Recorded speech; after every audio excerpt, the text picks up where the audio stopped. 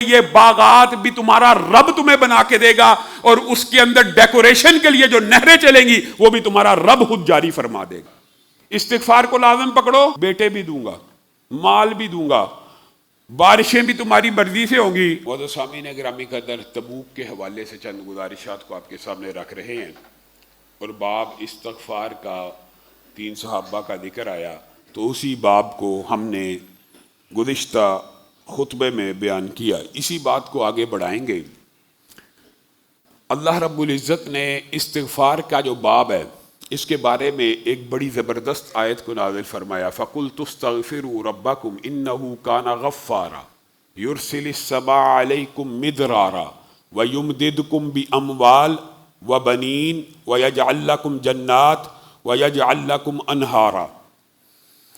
جو بندہ استغفار سے چمٹ جاتا ہے اور توبہ کرتا رہتا ہے، استغفر اللہ پڑھتا رہتا ہے، اس کیفیت کے ساتھ، اس کیفیت کا ہونا ضروری ہے کہ اللہ تعالیٰ جو سابقہ گناہ کیے ہیں معاف کر دے، اللہ معاف کر دے، سابقہ جتنے کیے ہیں معاف کر دے، اس کیفیت کے ساتھ پڑھتا رہتا ہے اور ارادہ کرتا ہے جو چھوٹے موٹے گناہ کرتا آ رہا ہوں وہ دوبارہ نہیں دہراؤں گا۔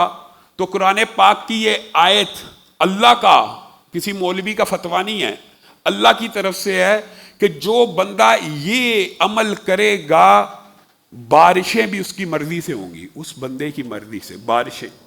کس طرح؟ ایک بندے نے فصل کے اندر دانہ ڈالا، بیج بویا، اب وہ ایک ایسے علاقے میں ہے جہاں پہ ٹیوبل نہیں ہے، جہاں پہ کنواں نہیں ہے، وہ صرف استغفار کے ساتھ چمٹ جائے تو جب بھی اس کی فصل کو پانی کی ضرورت ہوگی آسمان سے اللہ بادل کا ٹکڑا بھیجے گا، اس کی فصل کے اوپر برسا جائے گا۔ فَقُلْتُ اسْتَغْفِرُوا رَبَّكُمْ إِنَّهُ كَانَ غَفَّارًا يُرْسِلِ السَّمَاءَ عَلَيْكُمْ مِدْرَارًا۔ ایسی بارشیں برسائے گا آپ کی مرضی سے جو نفع مند ہوں گی، نقصان والی نہیں، بعض بارشیں ہلاکت والی ہوتی ہیں۔ اور جو استغفار کے ساتھ تمسک کو اختیار کر لے گا، جب بھی چاہے گا، یعنی دینا تو اللہ نے ہے لیکن اس کی زبان ہر وقت اللہ سے معافی اور رطب اللسان ہے۔ یہ استغفار اللہ کا بہت بڑا ذکر بھی ہے۔ گزشتہ خطبے میں آپ کے سامنے یہ حدیث رکھی تھی، اگر تم نہ کرو تو اللہ ایسی قوم کو پیدا کرے گا جو گناہ کرے اور پھر توبہ کرے۔ اگر تم گناہ کرو ہی نہ، اگر گناہ کیا نہیں تو استغفار سے ظاہر تعلق کمزور ہو جاتا ہے۔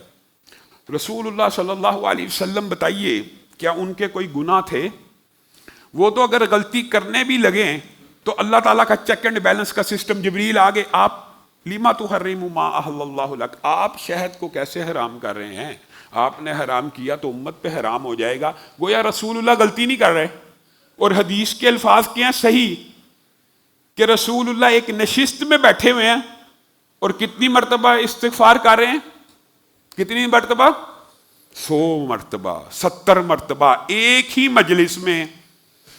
میں اور آپ استغفار کی تسبیح تب پڑھتے ہیں جب ہم کہتے ہیں یار گناہ بہت بڑھ گئے ہیں، اللہ سے تعلق کمزور ہو گیا۔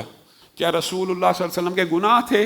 گویا یہ ذکر کی بھی ایک قسم ہے، اللہ کو یاد رکھنے کی، کہ ایک میرا رب ہے جو میرا مواخذہ کر سکتا ہے، جو میری گرفت کر سکتا ہے۔ تو زبان ہر وقت اگر اس کے ساتھ تمسک اختیار کرے گی تو قرآن کا اگلا ٹکڑا ہے، اللہ تعالیٰ تمہیں مال دے گا، تمہیں اولاد دے گا۔ دیکھیں بارشیں تمہاری مرضی سے ہو رہی ہیں، مال دے رہا ہے، اولاد دے رہا ہے، اور اولاد میں بھی اللہ رب العزت نے کس کا ذکر کیا؟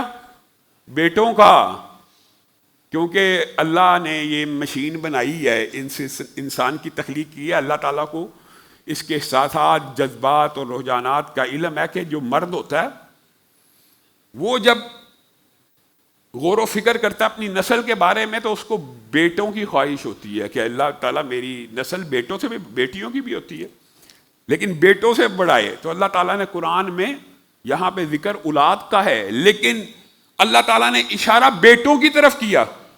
استغفار کو لازم پکڑو، بیٹے بھی دوں گا، مال بھی دوں گا، بارشیں بھی تمہاری مرضی سے ہوں گی، اور اسی پر بس نہیں کیا۔